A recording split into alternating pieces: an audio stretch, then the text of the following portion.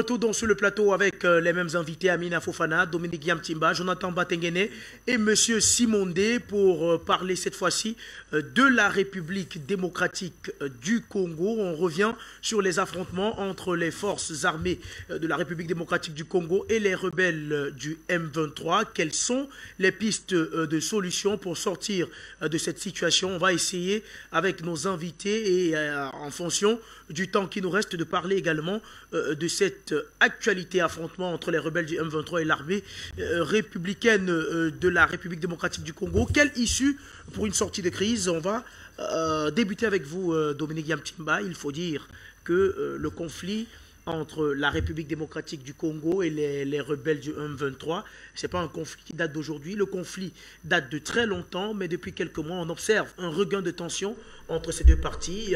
La partie rwandaise, notamment le chef de l'État rwandais, son Excellence Paul Kagame, a d'ailleurs été ouvertement indexé par certaines organisations du côté de la République démocratique du Congo de financer les rebelles du M23 pour déstabiliser la RDC. Oh, vous savez, hein, il y a certains problèmes en Afrique qui sont un peu agaçants. Vous ne comprenez même pas pourquoi les gens font des histoires alors il n'y en a pas. Chaque fois que nous venons sur vos plateaux de télévision, disons aux Africains, créez au moins, si vous n'arrivez pas tout de suite à créer les États-Unis d'Afrique, créez au moins des États-Unis des sous-régions. Vous pensez que si nous avions les États-Unis de la CEAC, on aurait des faux problèmes de M23? Comment? Mais même si on n'a pas ça, mais comment la CEAC peut être là depuis toujours? Parce que les Congolais parlent de 20 millions de morts là. Et les gens sont là à la CEAC, ils dirigent les États et ils regardent, ils font rien. Mais vous organisez une force qui va nettoyer tout ça. Parce que en réalité, ce qui se passe à l'est du Congo, le Rwanda, bon maintenant les Rwandais peuvent essayer de démentir tout ce qu'ils veulent démentir, mais ça c'est leur problème. Ce qu'on sait, c'est qu'il y a une implication du Rwanda dans cette affaire, qu'il l'accepte pas, c'est un fait établi historiquement. Et de l'autre côté, on sait que même au niveau de la RDC elle-même, il y a un certain nombre d'intérêts qui profitent de cette situation. Le problème est que la question que tous les Africains doivent se poser, mais que fait la MONUSCO là-bas depuis 20 ans? Donc l'ONU a envoyé des gens là-bas pour faire quoi? Le M23, c'est 1 million d'hommes? C'est l'armée chinoise? Est-ce que c'est l'armée américaine? Est-ce que c'est l'armée russe? C'est quoi? C'est l'armée indienne? Donc la MONUSCO est à RDC depuis 20 ans et n'est pas capable de maîtriser quelques milliers ou quelques centaines ou quelques milliers d'hommes. Bon, dans ce cas, c'est beaucoup plus simple. On prend la MONUSCO, on la renvoie là où elle vient. La CEAC, on prend le budget de la MONUSCO, on crée une armée de la CEAC, et je crois que celui qui dirige la commission de la CEAC, c'est un général d'armée. Alors il fait son boulot de général. Il fait son travail de général. Mais vraiment, il y a des choses que je ne comprends pas. Il y a des problèmes en Afrique parfois. Vous les tournez dans tous les sens. Vous ne comprenez pas très bien quel est le problème des Africains. Comment on peut faire 20 millions de morts dans votre pays? Vous savez très bien qui finance ça, qui soutient ça. Vous êtes là, chacun regarde ailleurs. Personne ne veut regarder là où il y a le problème. Vous croyez que, M. Wafo, le problème des Africains, c'est qu'ils manquent de courage. Ils manquent de courage. Et comme ils sont là, ils ne sont pas assez courageux pour dire aux Américains d'arrêter ce qui se passe dans l'est du Congo, et que si on mettait la paix dans l'est du Congo, le marché du coltan, de l'or, du diamant et de tous ces minéraux stratégiques qui se fait là-bas, en fait, il se régulerait, il serait meilleur. Ça ne coûterait même pas forcément beaucoup plus cher.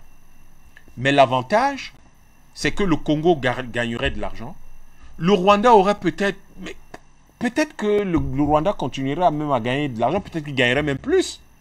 Mais peut-être que l'industrie mondiale se porterait bien mieux. On n'a pas besoin de tuer 20 millions, des millions de personnes chaque année, de violer des femmes, tout le temps, sous le prétexte qu'on veut du coltan, on veut de l'or, on veut du diamant. on peut en avoir sans que cela ne se produise. Mais en permettant que l'État du Congo ait sa part légitime, que le Rwanda puisse éventuellement, du fait de l'utilisation, si on veut évacuer 2-3 choses du côté du Rwanda, que le Rwanda puisse profiter aussi, avoir une part qui sera légitime, mais que les populations du Congo ne souffrent pas le martyre qu'elles sont en train de souffrir comme presque autant. Autant d'ailleurs, ça va devenir un peu plus que du temps de la colonisation belge. Je pense que les jeunes Congolais et Rwandais qui sont dans cette partie du pays et qui souffrent, qu'on tue, c'est des scientifiques de renom que nous perdons. C'est de grands ingénieurs, des architectes, des juristes, des philosophes, des mathématiciens. C'est des hommes politiques de qualité, des médecins, des organisateurs, des leaders sociaux de qualité que nous sommes en train de perdre. Peut-être que nous avons déjà perdu la 2 Lumumba. Peut-être. Peut-être. Peut-être que nous avons déjà perdu 2 Toni Morrison. Peut-être que nous avons déjà perdu 2 Wangari Maathai.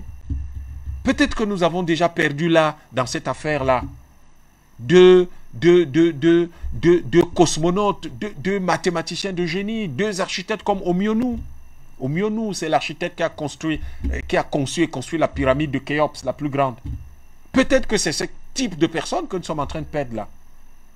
Ces gens-là n'auraient pas été que des Congolais. Ces gens auraient été une ressource mondiale. Et je pense que les Africains doivent prendre leurs responsabilités. Si la CEAC n'agit pas d'ici la fin de l'année, il devrait y avoir des Africains de l'Afrique centrale qui doivent attaquer la CEAC en justice. Je crois que les Africains doivent cesser de simplement parler sur les plateaux de télévision. Désormais, si nos États ne peuvent rien faire et que l'insécurité persiste, nous devons les attaquer dans les chambres administratives de nos États. Parce que ça veut dire que ces gens-là ne sont pas dignes de diriger nos pays. Si les gens continuent comme ça, l'Union africaine se tait, nous devons attaquer l'Union africaine en justice. Nous devons attaquer la CEAC en justice. Parce que ces gens-là, c'est leur boulot, c'est pour ça qu'ils sont payés, c'est pour ça qu'ils prennent des avions, qu'ils ont de grosses voitures et qu'ils ont de gros salaires. C'est leur boulot de mettre la sécurité sur le continent et de permettre à tout le monde de vivre correctement. Si ces gens ne font pas leur travail, il faut 1. Les attaquer en justice, 2. Les balayer lors des prochaines élections. Et dans le cas où leur inaction serait coupable, les faire condamner. Il faut que ça cesse. Il faut quand même que les gens soient sérieux. Les Juifs ont perdu 6 millions de personnes lors de la Deuxième Guerre mondiale, mais vous ne pouvez pas oser ignorer. Ils ne peuvent plus, leur État qu'ils ont créé par la suite, Israël, ne risque même pas d'ignorer qu'il y a un seul Juif qui est dans des problèmes quelque part dans le monde. Nous, en Afrique, on est en train de perdre 20 millions de personnes sous nos yeux. On fait comme si ça ne nous concerne pas. Mais c'est quoi cette histoire? C'est quoi? Non, mais expliquez-moi un peu. Peut-être que c'est moi qui comprends rien, mais il y a quelque chose qui ne va pas. Et ce que les gens trouvent le temps de célébrer, c'est un roi qui vient les insulter sur leur propre terrain. Dans leur propre pays. Quelle est la preuve que la dent qu'on a mise là, qu'on a ramenée là-bas est celle de Lumumba? Qui a fait l'analyse ADN pour établir ça? Et pire, on doit mobiliser tout un pays comme ça parce qu'il y a un roi qui n'est même pas venu se mettre à genoux pour dire « Pardonnez mon peuple pour avoir tué 20 millions de gens chez vous ». Il ne peut même pas faire ça. Il est condescendant au point de vous dire qu'il s'en fout. Parce que si vous résumez tout son discours, c'est « je m'en fous », ça n'a pas d'importance. Et c'est ce pays-là qui perd encore 20 millions de personnes et personne ne bouge. Il faut attaquer la CEAC en justice, monsieur. Il faut attaquer l'Union africaine en justice, monsieur. Il faut attaquer l'État du Congo en justice, l'État du Rwanda en justice. Il faut que ça cesse. Mais comment se fait-il que vous avez 11 pays qui font partie de la CEAC, il y a 20 millions de morts, aucun président ne se lève pour dire on va mettre fin à ça? Comment on fait ça? Mais dès qu'il y a 2-3 personnes qui meurent quelque part dans un pays européen, ils sont les premiers à prendre les avions présidentiels et à aller pleurer. Donc les 20 millions de Congolais, là, on ne peut pas les pleurer. Mukwege, pourquoi est-ce qu'il a eu le prix Nobel de la paix? Vous pensez, c'est-à-dire que même les Européens s'asseyent, les Occidentaux s'asseyent et disent, reconnaissons quand même l'un d'eux pour ce qu'il fait. Et vous ne vous posez pas la question de savoir, est-ce normal que nos filles soient violées de cette façon-là? Est-ce normal que nos jeunes gens n'aient pas de travail et que la seule chose qu'ils trouvent à faire, c'est d'aller soit les uns creuser de la terre à main nue pour tirer de l'or et du coltan, et les autres porter des armes pour après tirer sur ceux qui creusent à main nue? Vous pensez que c'est ça ce qu'on doit faire? Les gens sont là, ils accusent, ils les appellent les rebelles du M23. Quels rebelles du M23? Ce n'est pas des Africains? Quels rebelles? Ce n'est pas des jeunes Africains, ça? Le boulot de tous ceux qui dirigent les États africains, ce n'est pas de permettre que ces jeunes gens-là soient dans des universités, qu'ils soient dans des lycées et collèges, qu'ils soient dans des usines, qu'ils soient dans des exploitations agricoles, qu'ils soient en train de construire nos routes et nos hôpitaux et nos ports. Ce n'est pas leur boulot. Mais ça leur plaît d'organiser des conférences dans lesquelles ils disent c'est le M23. Mais le M23, c'est les enfants dont vous êtes responsables. C'est à vous de vous en occuper. Vous êtes là, vous appelez l'armée du Congo. Mais l'armée du Congo est censée défendre le Congo, pas tirer sur des gens qui sont d'ailleurs... Et les armées en Afrique ne doivent plus être des armées qui tirent sur des Africains. Parce qu'il ne devrait plus y avoir de conflit entre deux pays africains. On doit... Mais il faut qu'ils s'asseyent. Le problème du Congo, mais bon, on ne va pas en parler aujourd'hui, c'est après comment il est dirigé. Le problème du Rwanda, comment il est dirigé. Mais tout ça, c'est parce que les Africains ne font pas le boulot. Ceux qui dirigent l'Afrique ne font pas leur travail. Parce que quand un Congolais tombe, les Ivoiriens doivent crier, les Sénégalais doivent crier, les Tanzaniens, les Camerounais, les Tchadiens, tous doivent dire non. Mais quand un Congolais tombe, tout le monde fait comme si ça ne le concerne pas. Tout le monde fait comme si ça ne le concerne pas. Et pourtant, il y a une organisation qui s'appelle la CEAC. 11 pays membres, je crois. Ces gens-là font quoi? Ils ont le président de leur commission, c'est un général d'armée, alors qu'il fasse son boulot de militaire. Et que les autres présidents, ou je sais pas, lui donnent les moyens de faire ce boulot-là. Qu'il crée une force militaire de la CEAC composée de 10 000, entre 10 000 et 25 000 hommes qu'on peut prendre dans tous les pays et qu'ils aillent nettoyer cette zone-là et qu'on y mette la paix. Parce que 20 millions de personnes, ça fait 5 Shoah, plus de 22 millions, presque 22 millions. Ça fait près de 5 Shoah. C'est pratiquement 4 Shoah. Mais vous vous rendez compte? Nous sommes les seuls en Afrique à avoir le sentiment que quand les nôtres tombent, quand on tue les nôtres, en fait, ça ne nous concerne pas. Ça ne doit pas. Nous n'avons aucune émotion. Mais les gens sont assis là avec les grades. Là, je vois un général qui est assis. Mais il fait quoi? Son boulot, c'est quoi? Mais c'est de mettre la paix. C'est pas de venir tenir les micros, donner les conférences. Mettez la paix là-bas. Les diplomates rwandais et congolais, leur boulot, c'est quoi? Ils sont payés pour quoi?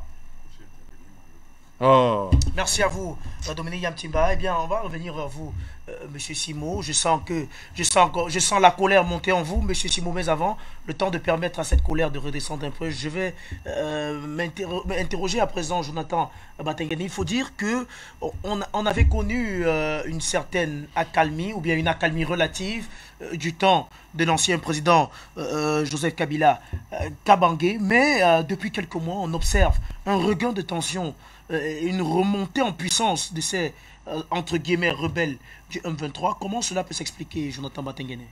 Le réquisitoire proposé par le docteur Yam est éloquent et digne de foi, sauf que je ne présenterai pas les Congolais comme des victimes résignées, des victimes innocentes de ce qui se passe. Le peuple congolais a aussi sa responsabilité là-dedans. Ils aiment bien qu'on les appelle les chanteurs de rumba. C'est une connerie, une hérésie internationale de présenter tout un peuple comme un peuple de chanteurs et de danseurs. Diriger là-bas les égéries du succès, les chanteurs. Créer de la distraction à tout bout de rue et faire de ce peuple le modèle par excellence du peuple distrait dans le monde. Pendant ce temps, qu'est-ce qui se passe? Le M23 pousse la résolution de la crise en 2013 et allait signer ses accords avec l'État du Congo à Kampala. Posons-nous la question, pourquoi Kampala? Pourquoi pas Kigali? C'est les Tutsis, hein, les M23. C'est des combattants Tutsis qui ont été naturalisés congolais, donc ils sont maintenant des Congolais. Et ils disent défendre la langue Kinyarwanda, qui est la langue nationale rwandaise. et disent qu'ils défendent leur identité locale dans cette localité. Et ils combattent, parce que pendant qu'on ne le dit pas, ils combattent les FDLR sur le territoire de RDC. Ça veut dire que c'est une guerre perpétuelle. C'est quand ça prend des proportions qu'on nous informe de ce qui se passe. Mais de manière permanente, la RDC est leur territoire par excellence de combat. Et leur terrain de combat. Et ils aiment les villes aurifères. Mon développement est graduel. Hein. Ils aiment les villes aurifères. Maniema, Rutshuru, Bunagana. Pourquoi seulement ces villes? Massissi. Pourquoi seulement ces villes? Allez voir, c'est des villes minières. Chacune de ces villes est réputée pour ses gisements aurifères, mais aussi ses gisements en coltan. C'est le Sud Kivu. Riche en coltan. Jamais le Rwanda ne s'est aussi bien porté que pendant la deuxième guerre du Congo. 99, 2008, 2003. Vous savez ce qui se passait? Le transport de coltan via le Rwanda était devenu une activité officielle. D'ailleurs, il y avait une dame qui était réputée transporter les armes qu'elle livrait aux combattants sur le territoire du Sud Kivu, aux rebelles. Et elle ramenait le coltan à l'aéroport de Kigali. D'ailleurs, elle n'utilisait même plus l'aéroport civil, elle utilisait l'aéroport militaire. Mais pourquoi les accords de Kampala en 2013? Parce que les officiers d'Ouganda et les officiers rwandais ont commencé à faire sortir l'or qu'ils vendaient sur le marché de Nairobi, au Kenya. Et comme Kampala était devenu une place forte de négociation, vous savez pour où? Pour les Émirats Arabes Unis. Vous savez qui étaient les grands clients? Les États-Unis.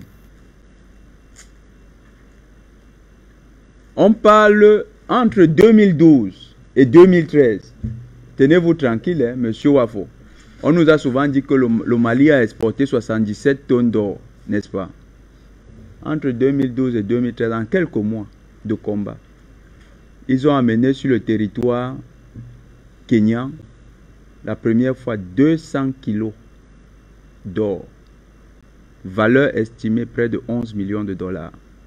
La deuxième fois, 125 kilos d'or. Donc pendant que nous on voit les combats, ils pompent l'or qui sort par des canaux. Faut-il voir, Jonathan Batengene, une corrélation avec le fait qu'à cette période également, le Rwanda était le premier pays, le numéro 1 au monde d'exportation de coltan? De coltan. Le Rwanda a quel gisement de coltan? C'est dans l'est de la RDC. Les M23, pendant ces combats, il y a de cela une semaine, un major de l'armée rwandaise a été tué côté M23 par l'armée congolaise. Il a été reconnu, le major Eric, chef de la sécurité du cabinet, chef de la sécurité du général commandant de la région du Sud Kivu des forces rwandaises. Comment est-ce que vous expliquez ça? En tenue rwandaise, hein, sur le territoire congolais. Le Rwanda est activement engagé sur le territoire congolais pour le pillage des ressources. Avec la bénédiction de qui? Des États-Unis. Parce que la loi, quand les États-Unis affûtent leur loi contre le commerce illégal d'or, ça correspond effectivement à la période où les ressources minières de RDC sont pillées et contrebandées sur le territoire rwandais et vendues sur le territoire des États-Unis. C'est le principal pays bénéficiaire de ce pillage. Et il faut comprendre là aussi une chose. Alan Dulles, patron de la CIA, en 1961 avait fait ce commentaire. Il avait dit au président Nixon, le Rwanda, nous en ferons notre espace particulier. Je l'ai paraphrasé. Hein. La phrase, elle est même très, très dure quand vous lisez tout le texte. Alan Dulles, c'était le patron de la CIA. Voilà ce Rwanda-là. Un peuple donc qu'on a Regardez les producteurs de leur musique, de la rumba. Regardez les vrais producteurs. Maintenant, leurs stars ne sont plus produits par des petits producteurs africains. Ça a été récupéré par les grandes boîtes états-uniennes. Sony. Toutes les grandes boîtes états-uniennes prennent une petite starlette et le transforment désormais en superstar mondial. Ils chantent avec les stars états-uniennes. Vous croyez que c'est pourquoi? Prenez Gunther Anders. Il dit pour rendre quelqu'un esclave, il faut le distraire. Mettez-lui de la musique de haute intensité. Pendant qu'il écoute ça, il ne peut pas réfléchir. Qu'est devenue la RDC? Exactement ce phénomène. Un pays des chanteurs. La chanson. On leur apprend qu'ils sont même des sapeurs. Un phénomène tout à fait banal. Stupide même. Et stupide. Les milliardaires comme celui de Facebook là, est-ce qu'ils l'ont déjà vu porter des habits extraordinaires et extravagants? Pourquoi eux, ils seraient l'exemple par excellence du ridicule dans le monde? La SAP. Voilà à quoi on a réduit le peuple congolais.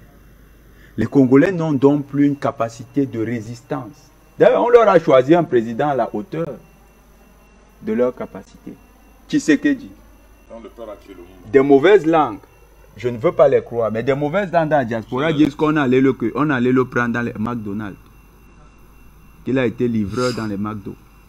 Et qu'il n'a pas de vrai diplôme, que son diplôme est un faux.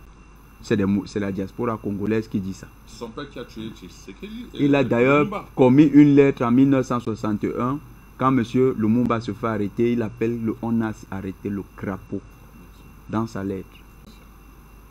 Donc, M. Tshisekedi, qui n'a aucune once de patriotisme, dont le premier ministre allait pleurer avec le premier ministre de ceux qui ont tué Lumumba. Pour quelqu'un qu'ils ont tué, confisqué même les dents. Monsieur Wafol, il n'y a qu'en Afrique qu'on peut comprendre cette image. On peut même tuer un criminel. On peut décider de brûler son corps. Ce n'est pas grave. Mais attendez, vous confisquez même ses dents. C'est-à-dire, vous ne les enterrez pas, mais vous voulez être tellement sûr que vous l'avez tué. Vous les apportez comme vous les amenez dans votre pays comme un trophée. Et moins d'un demi-siècle après, ou près d'un demi-siècle après, vous venez brandir ça comme étant la restitution d'une relique. C'est ahurissant. Et vous voyez des gens qui se sont prêtés à ce cinéma. Des gens qui sont allés pleurer à Bruxelles. Et c'est ça. Karl Marx appelait ça une fausse conscience de soi. Ils ont la fausse conscience d'eux-mêmes. Le peuple congolais est un peu l'exemple de ce qu'on a abruti un peuple. On l'a dépersonnalisé. On lui a enlevé toute son âme, toute sa capacité de se défendre, de s'exprimer, de s'identifier dans le monde, par une culture originale. Et pourtant, le berceau du Bas-Congo, le grand royaume. Mais là, on a enlevé toute cette âme. Ce qu'on a laissé, c'est simplement un peuple à l'agonie. L'agonie du Sud Kivu n'est que symptomatique de la grande agonie du peuple congolais. Le Congo n'a aucune perspective de récupérer le Sud Kivu. Quand la rébellion des FLDC s'était fondée, le père de M. Kabila avait déjà signé un accord avec les Rwandais et les Ougandais pour la partition du Sud Kivu.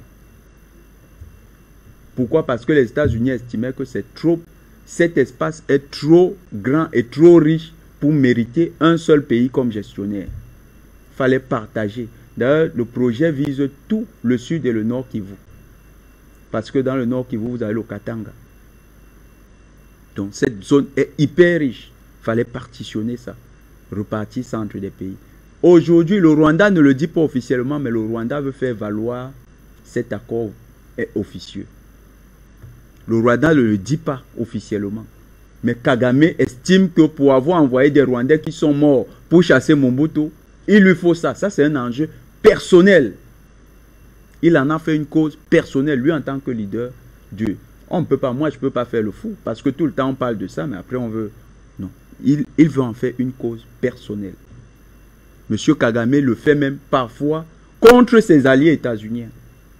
Parce qu'il y a quelques mois, pour le calmer, on lui a demandé de gérer l'or du Sud Kivu. Vous savez que la société d'or, de transformation de l'or, c'est au Rwanda que ça a été basé. Et on exploite cet or, on va transformer au Rwanda. Et le Rwanda commercialise l'or comme s'il était producteur d'or. Voilà les arrangements qui avaient été faits. C'était les États-Unis qui avaient proposé ça. Mais les Rwandais estiment que non. Depuis que le Codeco est arrivé, l'autre rébellion, eux, ils ne veulent pas des embrouilles sur ce territoire-là. Que leur part leur soit donnée. Qu'eux-mêmes, ils s'occupent de la gestion de cette. C'est du brigandage international. Avec la bénédiction des États-Unis. Je suis d'accord avec mon frère, mon grand frère, Dr. Yam. Les Africains n'ont qu'un seul choix. On a trop regardé l'affaire. La CEAC doit prendre ses responsabilités. La CEAC doit se mobiliser. Parce que ne comptons pas sur cette affaire d'Afrique de l'Est là. Chacun là-bas mange le Congo à sa sauce. Les Kenyans ont des intérêts. Il y a des sociétés kenyanes qui sont devenues intermédiaires. Ils ont même déjà leurs clients à Dubaï, qui sont des sociétés états-uniennes. Au Rwanda, c'est pareil. En Ouganda, c'est pareil. Le Burundi a tellement peur de cette situation parce qu'elle est très conflictuogène que le Burundi a plutôt préféré militariser sa frontière. Éviter d'envoyer, de se retrouver là-bas. Parce que dès que tu envoies tes enfants là-bas, ils deviennent rebelles également. Donc, cette situation, qu'on mobilise une force africaine. Donc, moi, je ne compte pas sur l'Union africaine. Parce que c'est l'organisation la plus inefficace qui existe même sur notre continent. Les Nations Unies sont encore même mieux que l'Union africaine. C'est notre organisation, mais elle est très inefficace. C'est mieux. La CEAC s'organise. Il y a des pays qui peuvent jouer ce leadership. C'est vrai qu'ils diront qu'ils sont sous l'effet de tensions internes fortes. Le Cameroun devrait jouer son leadership. Le Cameroun pourrait mobiliser une force. Aujourd'hui, avec l'expérience de guerre que le Cameroun a, le partenariat que les Centrafricains ont avec les Russes, le Cameroun peut décider avec la Centrafrique, avec le Tchad. Quoique, le Tchad d'aujourd'hui, ça fait un peu peur. Et les Tchadiens ont une expérience de guerre avérée. Le Cameroun mobilise, pourquoi pas, 7 000, 10 000 hommes, pour la première fois, sur un territoire africain. Qu'ils prennent cette responsabilité. Le Congo peut envoyer 4 000 hommes. Le Tchad peut envoyer 7 000 hommes ou 5 000 hommes. Et on mobilise une force. L'Angola même peut mobiliser. Bon, eux aussi, ils ne doivent pas venir. Parce qu'eux, ils ont des intérêts. Ils sont dans le complot également. Oui, ils ont des intérêts. Vous savez que quand on a voulu, voir plus clair dans les affaires du Sud Kivu et du Nord Kivu, ça a balancé, ça a balayé M. Dos Santos. Donc, si on ramène les Angolais, on ne sait pas ce qu'ils vont faire. Ils étaient déjà là-bas en 1964. Voilà. Donc, il faut éviter d'avoir le Rwanda, mais ça aurait été une bonne force, du moins dans l'appui aérien, parce qu'eux, ils ont les Su-24, les Su-25, qui sont des chasseurs assez efficaces dans ce genre de lutte. Mais comment faire porter cette lutte par les Russes? Parce que les Russes peuvent nous donner du matériel. Les Africains peuvent y aller avec une force qui se mobilise comme étant la force de maintien de la paix. Il y a d'ailleurs le Rwanda qui tout le temps rappelle qu'on pourrait mobiliser la force de la CEAC pour des questions de sécurité. C'est le moment d'ouvrir ce dossier, d'exploiter cette brèche et d'aller mettre les forces de l'Afrique centrale, le Cameroun, la Centrafrique, le Tchad et le Congo et d'autres forces qui pourraient nous venir en aide, pourraient aller là-bas et ramener la sécurité, mais pas dans une opération classique de maintien de la paix. Vraiment, quand on envoie les soldats là-bas, c'est qu'on dit aux gars, vous allez vous battre comme si c'était à la maison. C'est pour faire la guerre. Oui, parce qu'il faut chasser toutes ces forces-là. Les Rwandais sont certes forts, mais ils ne sont pas les plus forts du monde. Même les États-Unis qui se prenaient pour plus forts se sont fait battre par des éleveurs de vaches en Afghanistan. Donc, les Rwandais peuvent, sous l'effet, sous la pression d'une force plus puissante, quitter le territoire du Congo. Et les Congolais, cela ne se fera pas sans leur consentement. C'est pourquoi, Dr Yam, je pense que les Congolais ont une mission. Ramener Kabila, qui est plus patriote que M. Tshisekedi. Ramenez-le au pouvoir. Kabila doit revenir au pouvoir. Tout ce qu'on dit là ne peut se faire que si Kabila est là. Si c'est Tshisekedi, c'est des rêves éveillés. C'est des rêves éveillés. Merci à vous, Jonathan Batengene. Eh bien, on a écouté vos propositions de solutions pour une sortie de crise. On a également écouté le docteur Yam Tchimba. On va se tourner à présent vers notre doyen, monsieur Simondé. Eh bien, monsieur Simon, il faut dire que, on le disait il y a quelques instants, on avait connu une certaine accalmie relative dans ce conflit-là, mais depuis des mois, on observe un regain de tension entre les forces armées congolaises et les rebelles, entre guillemets, du M23. Docteur Yam Tchimba, tout à l'heure, parlait de l'éventualité de pouvoir attaquer les organismes sous-régionaux auxquels appartiennent la République démocratique du Congo en justice, voire même attaquer l'Union africaine pour leur inaction dans la résolution de ce conflit-là. Jonathan Batengene a également parlé de mobiliser des forces de l'Afrique centrale, des forces militaires pour essayer d'éradiquer le M23 totalement du côté de la République démocratique du Congo. La partition du Congo est en train de se faire au vu au su de tout le monde, même la plus haute personnalité de la République démocratique du Congo, notamment le chef de l'État, semble désormais incapable de pouvoir apporter la paix et le bonheur aux populations de l'Est de la République démocratique du Congo. Monsieur Wafo, quand j'ai entendu l'intervention de mes deux partenaires du plateau, vraiment j'ai eu du mal au cœur pour la simple raison que vous devez savoir, monsieur, quand vous envoyez votre enfant chez votre ennemi pour le former, il revient chez vous pour rendre service, ou bien pour rendre service à votre ennemi. Et je voudrais vous rappeler que c'est la main qui donne, qui ordonne. On me parle de la CEAC, on me parle de ministre machin, ça ne veut rien dire. Monsieur Wafo, il faudrait savoir que en Afrique, quand tu as 10 munitions, il faut réserver 9 pour l'ennemi intérieur et une munition pour l'ennemi extérieur. Parce qu'une abeille ne peut pas vous piquer sans se poser sur vous, monsieur. Une abeille ne peut pas vous piquer. D'où viennent ces gens qui viennent chercher l'or, le diamant? Ils passent par où pour atterrir dans les endroits où ils se trouvent? Ils tombent du ciel, les âmes partent d'où? Personne ne voit les âmes arriver au Congo à cet endroit. Ça passe comment? On les fabrique sur place? Non. Il faudrait que, à un certain moment, on se dise des vérités.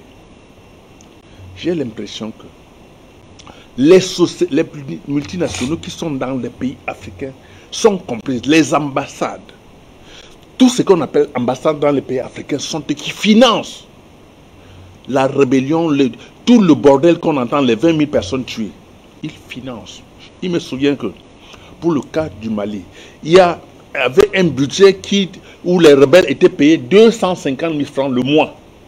La France les payait 250 000 francs le mois. On leur donnait des armes. J'ai un truc ici que j'ai même fait circuler dans les forums. On vous montre un Français qui est dans toutes les régions d'Afrique en train de former les rebelles. Un Français. Connu de tout le monde. Il avait le chef d'État Macron, ou Macron comme vous voulez. Il avait tous les... Non, il faut qu'on arrête cette histoire de penser que les Africains entre eux s'arrangent. C'est vrai qu'on est assez faible. La manière dont on a reçu l'éducation, plus l'éducation est restée coloniale, ça fait en sorte qu'on nous a formatés pour aller en contre nos frères avec les petites miettes qu'on nous donne. C'est à nous, avec ce qu'on fait sur les plateaux, ça a l'air de rien, mais ça éduque d'une manière ou d'une autre le peuple africain, de sorte que si on a vu un exemple au Mali où les gens sont levés pour dire on en a marre, partout ça peut se faire. Maintenant, c'est la méthode. Malheureusement, la méthode, c'est que les gens sur le terrain, vous avez dans tous les pays africains francophones, ce que vous appelez Canal Plus, qui sont sur tous les toits. Vous, ce qu'on est en train de parler ici n'atteint même pas le petit villageois dans aucun village d'Afrique. Vous sensibilisez qui? Tous les mois, je prends un cas au Cameroun où s'il y a 1 million d'abonnés dans Canal Plus, qui paie 5 000 francs le mois, vous connaissez combien ça fait? Ce que ça peut donner par an? Dans les 15 pays africains, vous allez passer tout le temps sur les plateaux de télévision à dire ce que vous pensez. C'est vrai. Mais combien de personnes écoutent même ce que vous dites? On a formaté les esprits des Africains. On a mis dans votre tête que Canal+, le football, le machin, la France, c'est le seul pays qui peut vous donner les vraies informations. Et Bolloré est là pour faire le reste du travail. On vous vend tous les mois et vous les payez avec plaisir. Et vous vous attendez que demain, que ça change. Le peuple malien qui a réussi à arriver à ce niveau, je dis c'est un peuple très puissant parce que eux aussi, ils ont le même problème. Mais ils ont eu l'avantage d'avoir des leaders qui les entraînent vers la porte de sortie de cet esclavage modernisé qu'on a mis dans les pays africains. Il faut le reconnaître, on a modernisé l'esclavage. Quand on prend le diamant, l'or, le on les transforme sur place, on s'en va les transformer là-bas. On vous balance des faux papiers qu'on appelle le CFA. Vous faites de ça ce que vous voulez. On paye vos manœuvres à n'importe quel salaire parce qu'on sait qu'ils travaillent gratuitement pour la France. Ils prennent l'or, ils envoient là-bas, on transforme, ils deviennent milliardaires, vous approvissionnez. Vous n'avez même pas de quoi manger. Non, il faut qu'on arrête. Je dis étant très énervé, le système de communication en Afrique, c'est le truc qui nous tire vers le fond. Parce que tout ce qu'on fait ici, ça n'atteint même pas 5% de la population africaine. 5% dans les pays francophones, même pas 5%. Parce que tous les Africains du précaré français sont sur Canal+. Racontez tout ce que vous voulez. Et quand vous êtes une télévision panafricaine, vous n'êtes pas sur le bouquet Canal+. On vous enlève. Et quand vous commencez, quand bien vous êtes sur le bouquet et que vous commencez à parler des intérêts français, on vous dégage. Et on instaure la guerre partout. Besoin se fait sentir. Et on vous exploite. On fait de vous ce qu'on veut. On instrumentalise les Africains. On ferait pour vous tirer dessus, pour prendre l'or, le diamant, leur donner, et on leur verse quelques je ne sais pas comment qualifier. Quelques miettes. Je dis encore une fois, quand je le dis, ça fait beaucoup de peine au cœur parce que je vois 20 000 Africains tués pour rien. Ça me fait mal au cœur. On parle de 20 millions. 20 millions. Il y a des chefs d'État, des prétendus chefs d'État, qui sont à la tête de 16 États, qui ne réagissent même pas, les voisins. Or, les gens doivent savoir que quand la barbe de ton voisin commence à brûler, il faut mouiller la tienne. Parce que ça peut aussi arriver chez toi. Eh bien, M. Simo, pour vous relancer, pour sortir rapidement, est-ce que, d'après vous, tel que le disait Jonathan Batengene, le retour de Joseph Kabila Kabange au pouvoir pourrait être un début de solution? Au-delà de son retour, la communication, vous faites quoi? Si même il retourne et que le peuple n'a même pas l'information sur la manière dont ils vont faire, vous allez faire quoi? Vous pensez que les gens qui sont là, qui se disent la sapologie, là, ils savent même ce qu'on est en train de raconter ici? Ils n'en savent rien. Le panafricain, pour eux, ils ne savent même pas ce que c'est. Il faut commencer par éduquer. L'école est coloniale, messieurs. L'école est coloniale. Je dis encore une fois, que ce soit n'importe qui arrive là, si on n'éduque pas le peuple sur la base, sur les fondamentaux de la culture africaine, sur ce qu'on fait pour avoir une solidarité africaine, ce n'est pas possible. Parce que les gens sont là. On a réussi à nous diviser pour mieux nous utiliser, pour mieux nous exploiter. Et c'est de ça qu'il s'agit. Tant qu'on n'aura pas trouvé une solution, je dis encore, les Africains ont les antennes universelles. Au lieu que vous installez une antenne universelle, vous ne payez plus aucun centime à qui que ce soit, mais tous les gens sont accrochés à Canal+. Vous voulez qu'on fasse quoi? Vous allez beau raconter ce que vous voulez. Tant qu'on n'a pas changé cette mentalité-là, on va passer tout le temps à raconter des histoires. Et les gens qui sont à la tête de nos États, ils ne sont pas prêts à changer le système éducatif africain parce que les Blancs qui ont mis ça en place, ils les ont à l'œil.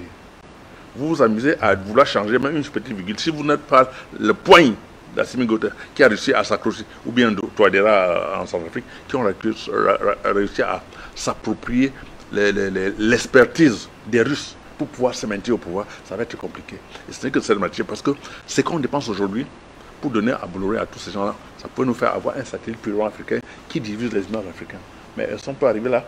C'est une question de politique des pays qui sont tenus par les Occidentaux, qui ne sont pas prêts à nous lâcher. C'est à nous de nous battre pour informer, pour faire des séminaires, pour expliquer en profondeur aux gens. Parce que tout ce qu'on peut raconter, faire une armée, vous allez commencer par où? Parce que les gens sont là pour donner les armes à ton voisin, à ton frère, pour te combattre.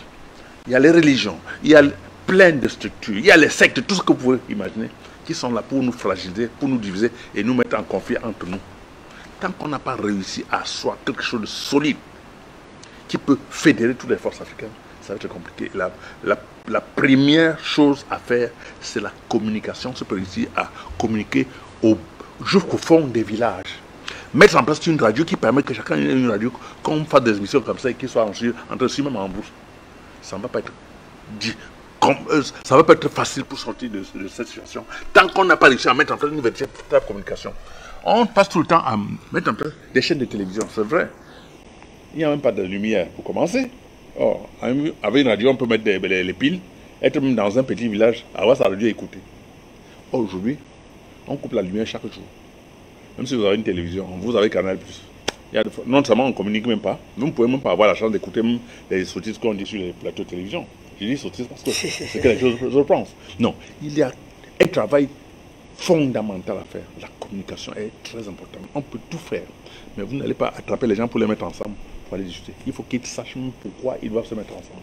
Et c'est la communication qui va les amener à comprendre les enjeux de cette histoire qu'on entend dire sur cette plateau de télévision. Tant qu'on ne peut pas réussir à faire ça, ça va être compliqué. Et je le dis tout le temps, il faut boycotter les produits français. Le premier boycott, c'est la communication qui est très importante.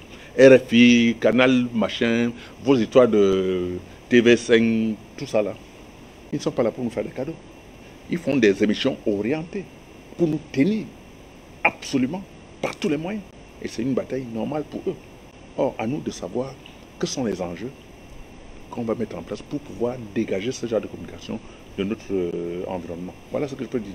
Merci à vous, M. Simon. Eh bien, ce projet de communication, il est également partagé par le PDG de la télévision panafricaine avec ce grand projet de la radio panafricaine qui sera lancé très certainement dans les mois ou dans quelques années. On espère pour permettre à tous ces Africains-là qui sont dans les contrées, même les plus reculées, de pouvoir nous écouter et même en étant à la radio. Eh bien, c'est avec ces paroles que nous reformerons cette édition du Mérite panafricain. Merci, chers téléspectateurs, de nous avoir suivis ce soir. Merci également à toute l'équipe technique qui a travaillé pour la réussite de cette émission. À la réalisation, on avait Daé Nathan. Quant à moi, je vous retrouve pour d'autres éditions, toujours sur la télévision panafricaine.